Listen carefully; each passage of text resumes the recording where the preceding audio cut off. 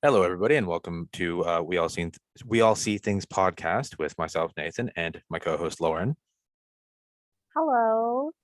And tonight or today, whatever time you're listening to this, we're going to be talking about urban legends and talk about the different ones we heard growing up, and if we ever try to do them, and how silly they were. So yeah, so you were reading about Bloody Mary. That's a good common one. I think everybody did Bloody Mary growing up as kids. Yes. Um, I'm going to apologize now. My words aren't working very well, and I'm going to mispronounce very many. Awesome. So one that I was looking at is Bloody Mary, and it's so common of teenage children wanting to summon Bloody Mary that comes through a mirror.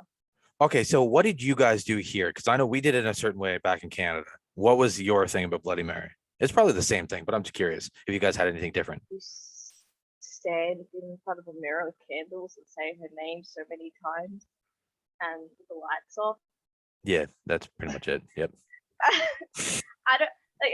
I never really got to do many urban legends like Bloody Mary because obviously I wasn't allowed to have candles and I was a child, and Well, you know.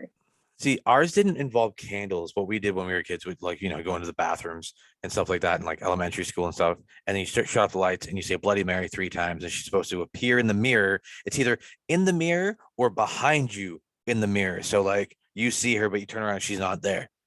That was it. And then she grabs you, and something to do with being dead in like a year or something like that. That was the really intense one I remember hearing.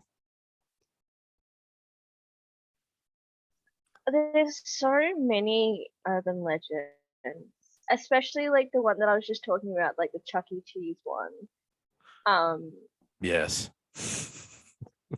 you know, they say I find it actually quite funny, to be honest.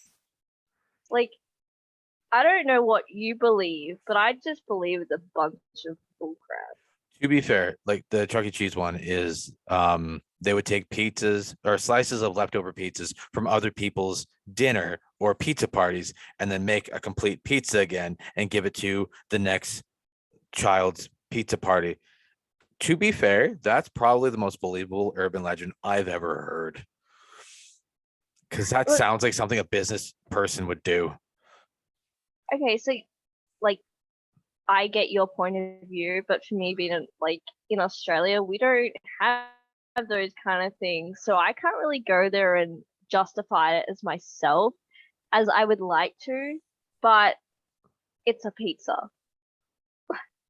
I've seen so many videos on YouTube about this urban legend, and it leaves it up to you to believe in whatever you want to believe in, basically. Yeah. Yeah. Okay. So, yeah.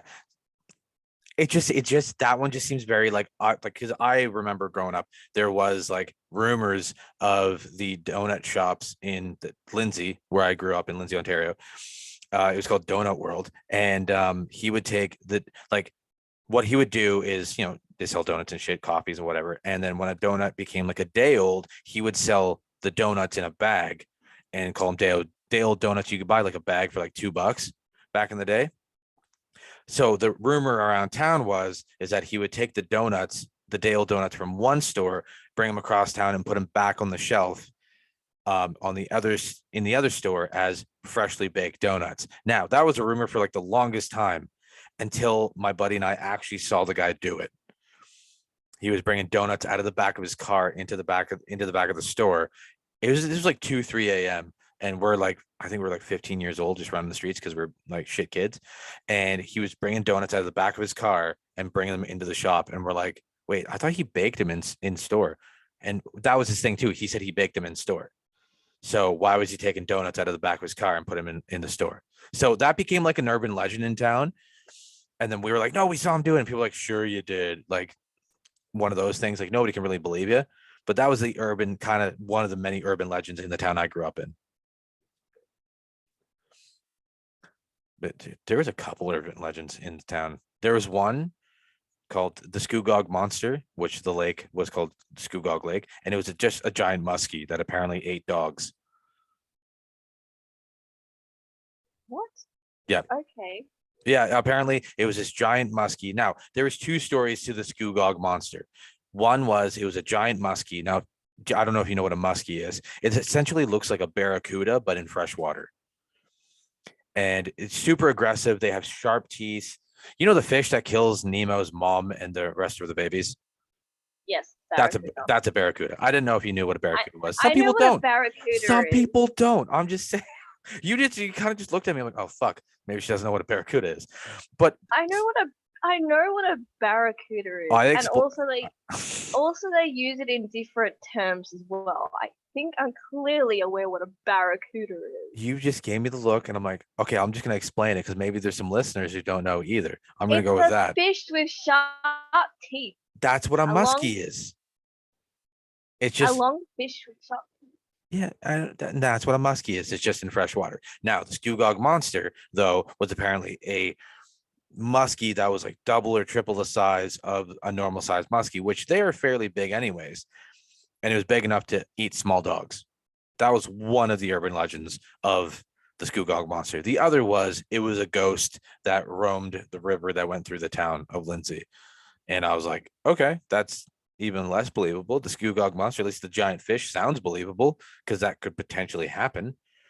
But like the ghost thing just didn't make any sense because like that's all there's just a ghost. Nobody had any stories or anything about it. It's just a ghost. I think that's just caught on and people just ran with it. But that was kind of the urban legends around the town I grew up in. It's it's like I don't know if Australia has many urban legends. I've never really had a look, but I'm guessing we do.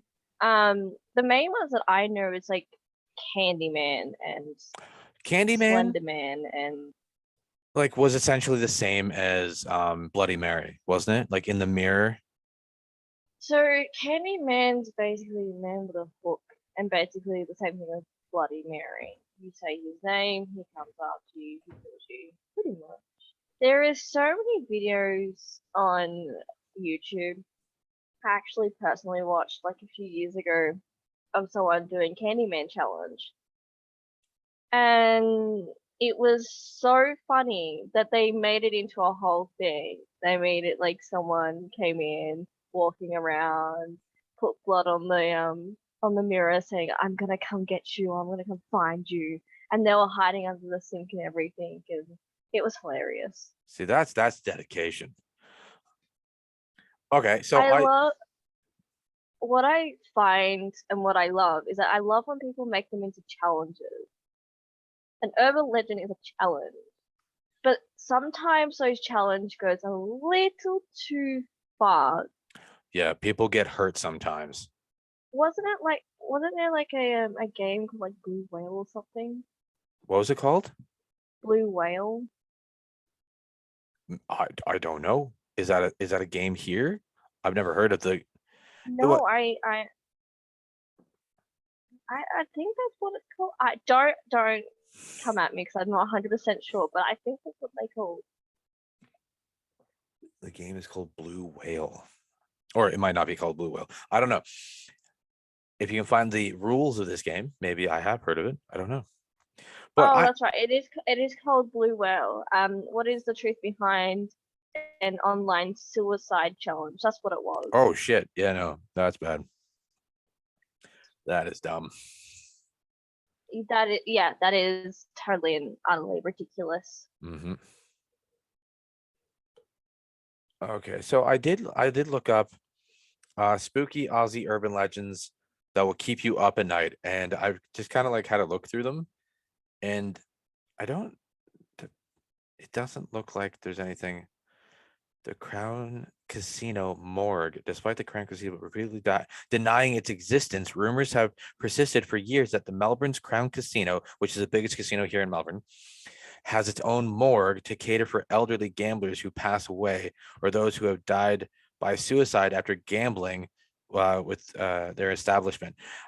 That doesn't make any sense for the casino, which is in the city, that would have a morgue because if somebody dies, they'll just call like the mortician or like an ambulance and take the body away. So there's actually no reason for the casino to have a morgue. So that's a really silly urban legend. I'm calling bullshit on that one. Oh, the Lithgow Panther. That's a cryptid, and we will touch base on that one on a later episode. Also, Luna Park ghost Oh. train fire. That was the next one I was about to read. I've been on that train, on the original train at Luna Park in Melbourne.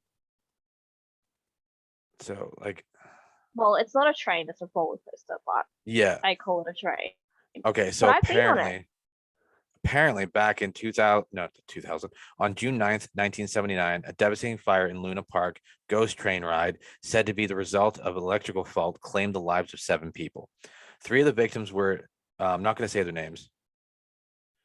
So a kid, his dad, and the 4-year-old brother, in what may have made an eerie foreshadowing to the tragedy prior to their demise. Apparently, the family had been waiting for a ferry from Circular Quay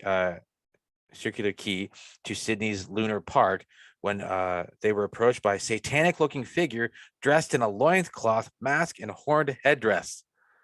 Okay, so they have the picture.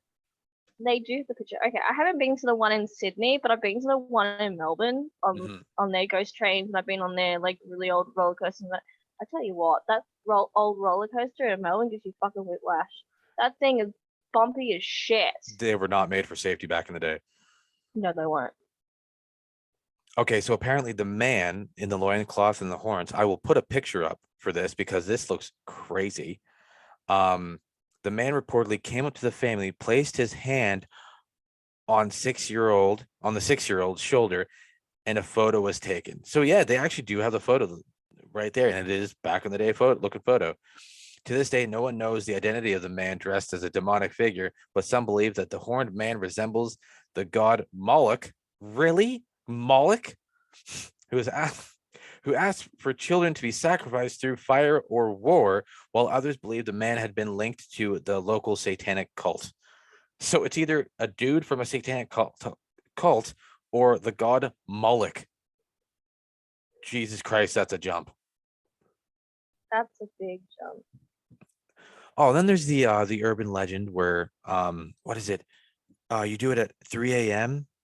and you put a candle out at the door, outside the door. It's a paranormal urban legend. Oh, let's see if I can find it. Because it's it's the Night Knocker or something like that. The Night Knocker. If I learned how to type, it'd be better. The night. No autocorrect. Awesome.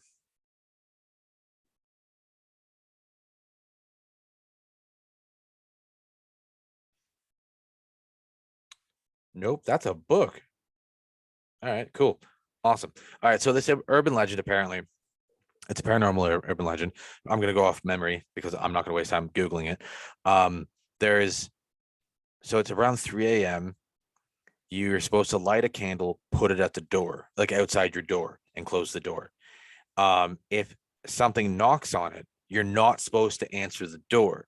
But if you do, you're actually inviting evil spirits or demonic entities into your home. But I think something to do with like if you blow out the candle, you bring them into your home. But if you leave the candle lit, it's something to do with like protecting you. Oh, I've heard of that. Yeah, it's something to do with that. It's same with like what was it?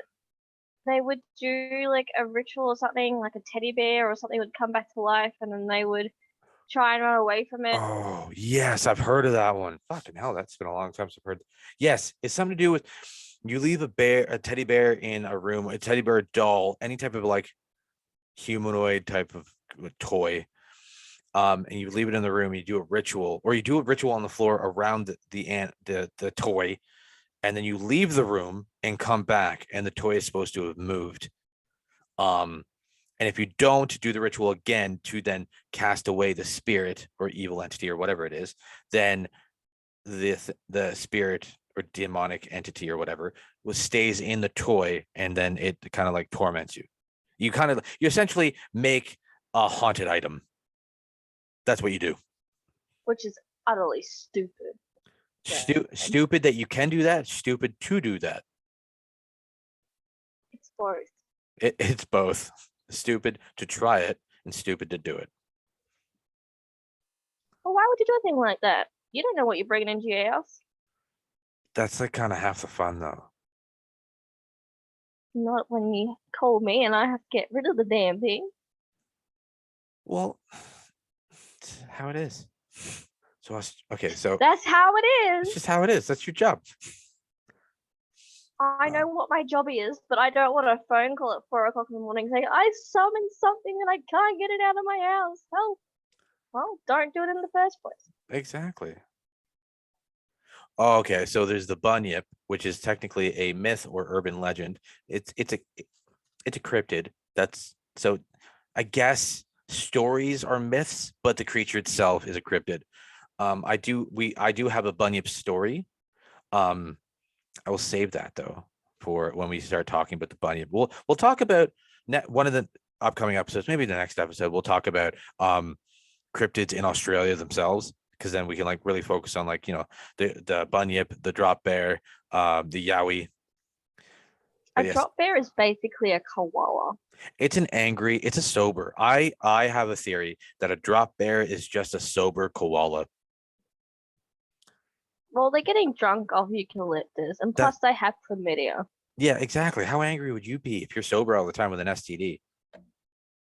I wouldn't have no idea. I'm just saying, like that would probably piss me off. I'm pretty sure, like, yeah, koalas they get drunk to eucalyptus leaves and it ferments in their stomach, and that's why they sleep like 20 hours a day. So a drop bear might just be a koala who just gave up the eucalyptus leaves. Okay. Yeah. So apparently in Arizona, there's the ghost of Slaughterhouse Canyon. Have you heard of that? Yes, actually, I have, but you talk about it. I don't know much about it, but I got it on my phone. It says the story of the Slaughterhouse Canyon, not pictured, also called the less frightening Luna's Canyon, takes place during the gold rush. During the 1800s, there was a family who lived down in the canyons that were very poor. So the father would venture out into the canyon for food for his family, as you might have guessed. One day the father did not return, so his family slowly starved and basically went mad, Yep. as it's describing. The mother, sorry, I told you my words ain't working tonight. That's cool. The mother was unable to bear listening to her children's cries anymore and put on her wedding dress and murdered her children, and then threw them into a nearby river. The next day, she basically starved herself. Okay. That's some crazy shit. It says the legend states that if you go down to the Slaughterhouse Canyon at night, even now you will hear the loud, anguished cries of the mother who lost her mind. See that's a good one because it tells you, it gives you a location and it tells you what you may hear if you go down there. I like that. That's good. I've actually never heard of that before. That's kind of interesting. It's I kind of did. sad. Yeah, that is kind of sad. I did hear about the like it was like father and kids. I totally forgot about the fact that the wife murdered everybody. Yeah. Like, I just, I guess, like, being in that kind of situation, and the father never comes back, so obviously something's happened to him. The kids are crying and, screaming and carrying on because they're hungry. But wouldn't you go out there and try and find food with your children instead of going completely mad? Yeah, but you got to think she may not have known what to do. They might not have had any guns or anything that she would be able to actually help. Didn't know how Well, to set a that's snare or anything. true. I didn't think about that part. Oops. But I'm just saying, like, instead of going madly insane, it's obviously another way out if you can find it. But in her situations, I guess it was a little different for her.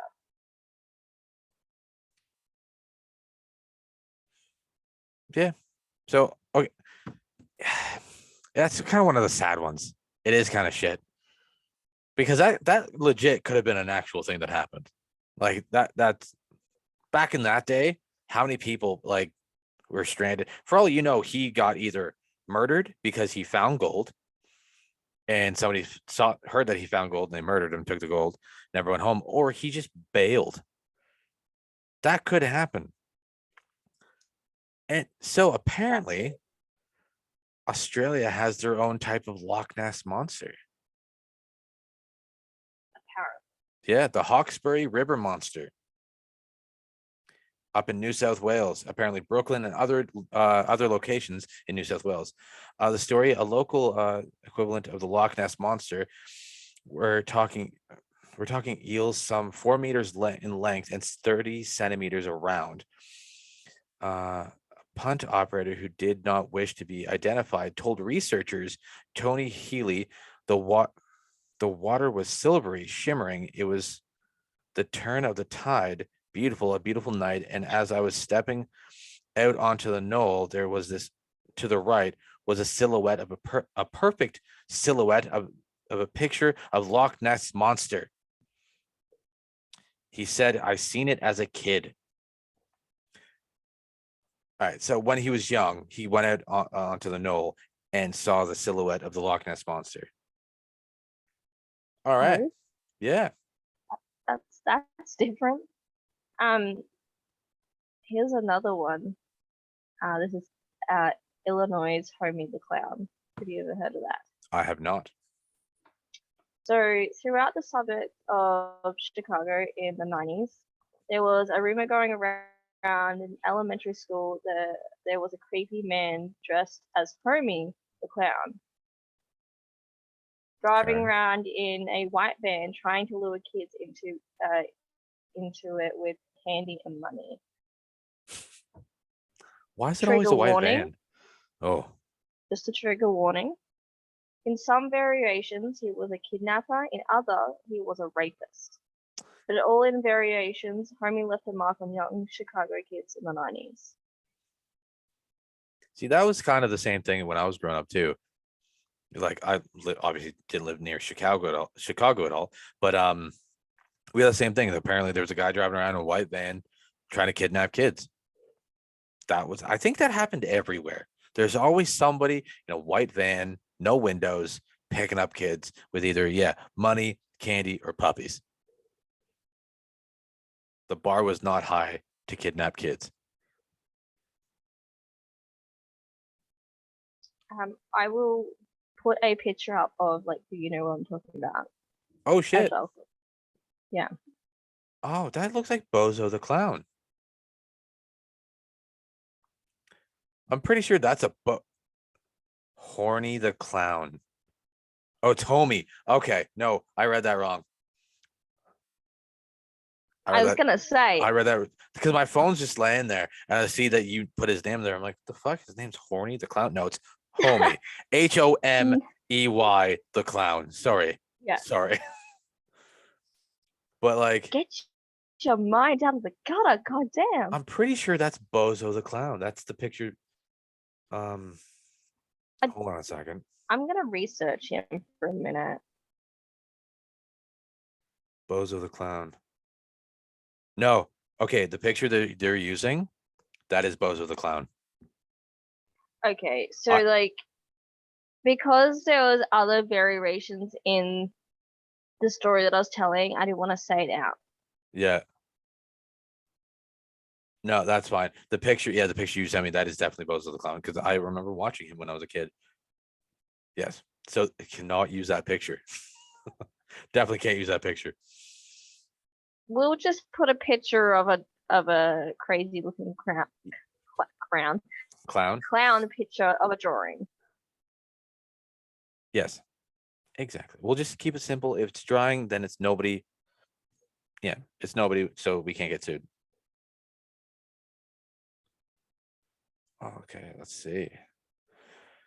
So there's obviously the big cat urban legend here in Australia where people think that there's giant panthers roaming around, which I am excited about because apparently they've been seeing a lot of sightings over in Perth. Pardon me. There's the Yowie. So yeah, you guys have a lot of urban legends. Yeah, that works. We'll use that picture. We cannot use Bozo the Clown because he actually wasn't that bad. I'm not gonna lie, I never watched Bozo the Clown. That was a little bit before your time. It was like I early to mid 90s. figured. I did watch some early 90s shows. I was born in the 90s. Okay, but Bozo the Clown was okay. We're getting a little off topic, but it's fine. Bozo the Clown was it was like a TV show for kids, like legitimately like a game show.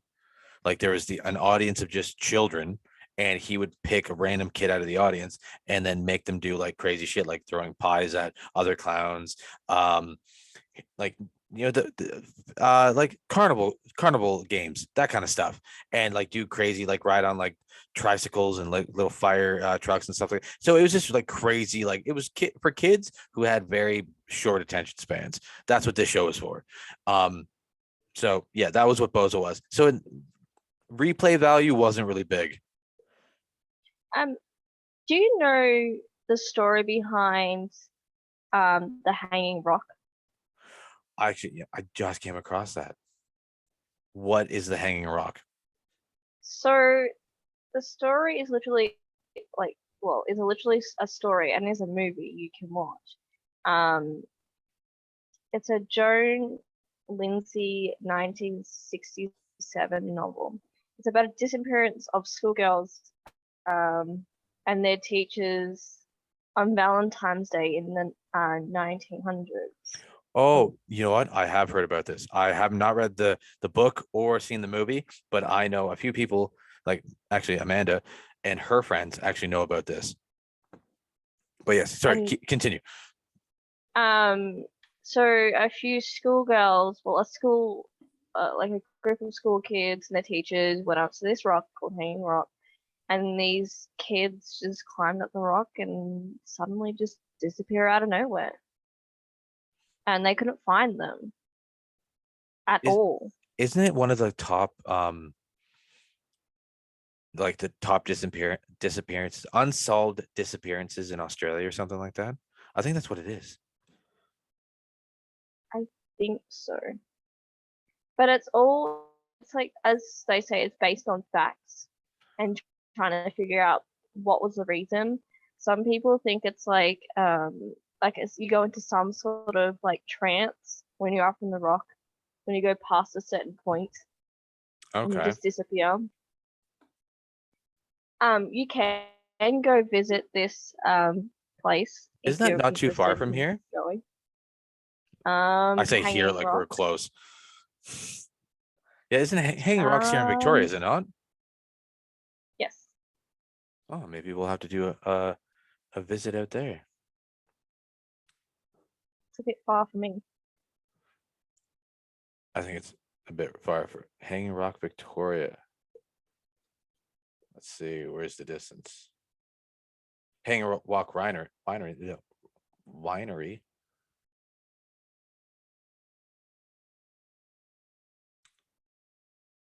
Hanging Rock Summit Walk. Oh, okay, it's not too far. Okay, not too far. It's about it's an hour and 3 minutes away from you. Yeah. Okay, it's in Mount Macedon. That's not too far. How's that far from you? About 3 hours and 5 minutes. Okay. So my plan and mission for you whenever you get a break is to go up there and take some video footage and check it out. Yeah, that sounds like the plan. Yeah, it's only an hour and a bit. Take an EVP recorder with you. Mhm. Again, if you're not sure what an EVP is basically this electric voice phenomenon. There we go. Try and say that 10 times fast. No, I'm not even gonna try to do it once. Nope. Oh, did you know? This is something I learned recently. Do you know Australia, between Australia and Tasmania, there's technically a Bermuda Triangle? area. You ever been near the triangle area? Yes, apparently we do. I just learned about this. Now, it's obviously speculation. There was airplane pilot back in the day, and he was flying. Apparently, this happened above where that happened. Now, I don't know if that's true or not, but this is the legend that he was flying along, and he said he was seeing something matching his speed not too far from him in the plane. Now, this is back in like the 30s, I think, maybe 40s. He's flying along and he's saying that something is matching his speed and altitude and everything. And they're like, okay, is it like an enemy fighter pilot? What is it? So he's like, I don't know. And then static happened, and then the last thing he reported to the airport wherever he was going was, it's not a plane. And then silence, and his plane went down. By down, I mean it disappeared, because they never found where it landed. They didn't find any parts of it or anything. But apparently, it's not just airplanes. There's ships, there's people, there's divers that have all gone missing in the same area between Australia mainland and Tasmania. I know about Amelia Earhart. Like That, I'm fascinated in her story. so I don't know if you've heard. Now, this is not really recent. This is probably 2017, 2018. Apparently, they found an uncharted island with human remains on it that are, what the best they can describe it is that it looks like a female frame, like a skeleton. Oh wow. Yes. Now, apparently, then this is also rumor as well, that people around the world, a few people, have talked to her while she was missing, because she apparently did keep her AM FM radio with her, and she was trying to contact for help. The people were picking up on the CB radio this woman talking to them, and then they would lose signal because of where she was. Holy crap. So they may have insane. actually found her remains. I don't know if it was ever verified or not. But yeah. Holy crap. So I know people who don't know who Amelia Earhart is, which is fucking rare. She was the first woman to attempt to fly across the Atlantic. Yeah, it was the Atlantic, and her plane went down, and they never found it or her. Mm-hmm. But apparently they might have. So we have to look into that. Actually, I'm fucking just gonna Google it now. So there is urban legends, but in Sydney, Australia. Did you know that? In Sydney. Mm-hmm. There's one called Bodies in the Bridge. Bodies in the Bridge. So the building a Sydney Harbour Bridge was a dangerous business with 16 official deaths recorded and 3 more mysteriously hushed up, according to this urban legend. The tale goes that during the construction, 3 constructioners fell into the huge pylons and began to interrogated work. Sorry. It's fine. It's fine. My words aren't working. Like, well, basically they disappeared, as I was saying, and wasn't noticed for weeks. The legend goes that their bodies were too difficult to receive, and their remains embroidered in the pylons today. Oh. So In the cement. yeah, so basically they fell into this. They fell into the huge pylons, and apparently they got smushed. See that? Yeah, I've heard of that kind of stuff happening. I've heard of, like, because I used to be an iron worker in Toronto, and there was this old iron worker, ironworking, tying rebar together, fucking the metal like grates and stuff like that. I used to do that kind of stuff in Toronto, and there's this old guy, really old guy, fucking working with me, and he was telling me about, like, different things about being an iron worker and stuff like that. He's like, one of the legends, or like it's more of a superstition, is that before a build, the guy who is like the owner of the company or whatever would throw coins into the very first foundation of the building as good luck to the rest of the build. I'm like, oh, that's pretty cool. And he's like, yep, there's a lot of coins in these buildings because we were sitting on a skyscraper in Toronto. He's like, there's a lot of coins at the bottoms of these buildings. I'm like, oh, it's pretty awesome. And then he just gets all quiet and he goes, a lot of bodies too. And I'm like, excuse me? He's like, yep. He's like, it's a lot of body. He's like, where do you think the mob put most of them? I'm like, he's like, the mob controls a lot of construction. And that's kind of the urban legend, is that among ironworkers that I've heard, is that apparently there's bodies in the bottom of like skyscrapers in major cities all around the world. Oh Jesus. Yeah. There's one secret military bunkers currently. Where? It says in I think in Sydney. Oh. Says during World War II, Bankstown was a hub of military activity as the airport was a home to several fighter units. As a result, the military set up loads of dummy houses to make the airports look like a farm and built several secret bunkers underground where training, piloting, and here we go again. Maybe I should just get you to read the story. So there are bunkers in Sydney. Covered operations took place. Sorry, sometimes I need to use my translator to understand words when I'm not working properly. It's fine.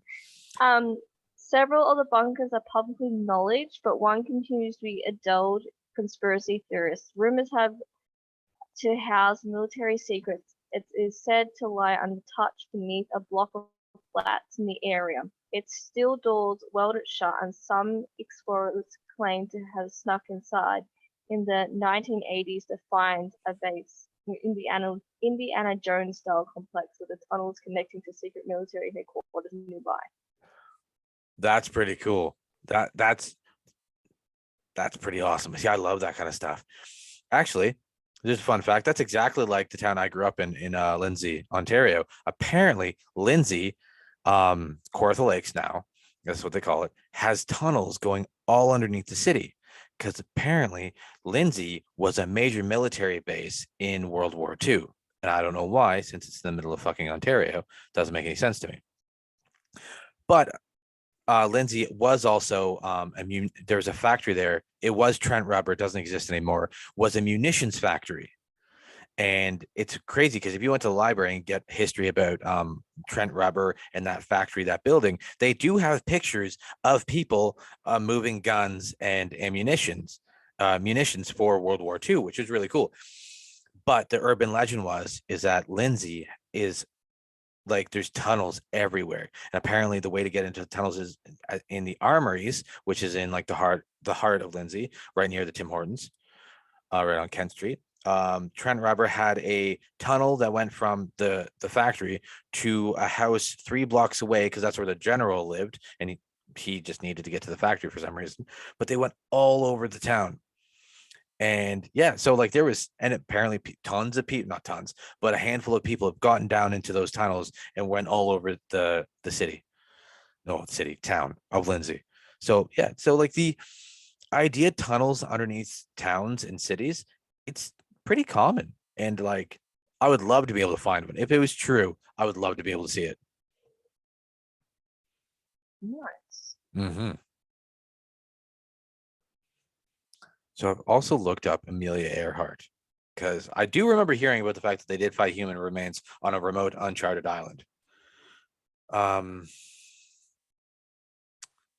apparently, where was Amelia Earhart found? 2020. As if right under our noses, an image suggesting Amelia Earhart's plane is submerged at the Taraira Spit in, I'm not going to pronounce this right, so I apologize. Nikumaruru Lagoon, formerly known as Gardner's Island and believed to be the final resting place of Amelia Earhart. So it's unsolved. That's what they're saying. They're saying that her aircraft has never been found. So I don't remember where I heard that they found her on an island now. I have to check that out.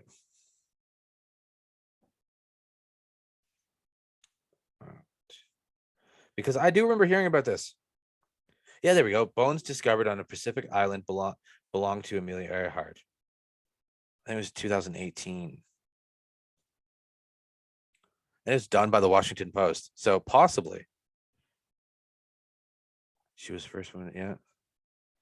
New scientific study claims that the bones found in 1940 on a Pacific island of Nicaragua, that place that I just said, despite forensics analysis and remains conducted in 1941, the link that linked the bones to a man, the bones revisited in the study Amelia Earhart by University of Tennessee. For decades, they've remained an enigma, and some have speculated Amelia Earhart died a castaway on the island after her plane crashed. So it's still a theory. So it's technically an urban legend because nobody really knows for sure.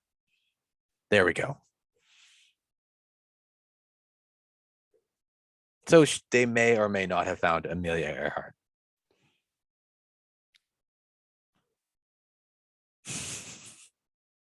Interesting. Yeah. Well, there you go. That's something to look up, that they may or may not have found her. And we may or may not have a Bermuda Triangle area down between, in the Bass Strait. I think it's in the Bass Strait. To be fair, the Bass Strait is super dangerous and rocky, and it's always turbulent waters. So it's never chill.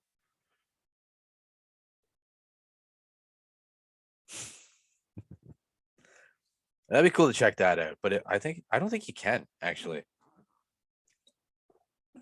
I think the only boat. What was that?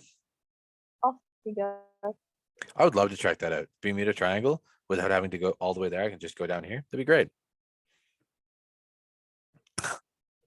Tired? Mm-hmm. Okay. You want to wrap this up? Yeah. Yep. Okay. Awesome. So that was actually pretty fun. Urban legends. So we will put links, pictures, and articles of what we found, what we talked about, in the description at the bottom. If anybody has any suggestions on what you'd like us to talk about or research and just dive into, please put it in the comments. We'd love to take suggestions and hear from our fans. That'd be awesome. Do you want to add anything else? If you have any questions, leave them down in the comments as well, because I will be happy to answer them as best as we can. And if you give us an idea and we actually do use it, we will give you a shout out in the episode we use it on. So thank you everybody for listening. And Lauren, I will probably see you next Friday. I will see you Friday for our TikTok live. Yes. For our TikTok live at 9:30-ish p.m. Australian Eastern Standard Time. So figure that whatever that is in your time zone somewhere in the world. So goodbye, everybody. Bye, people. Bye.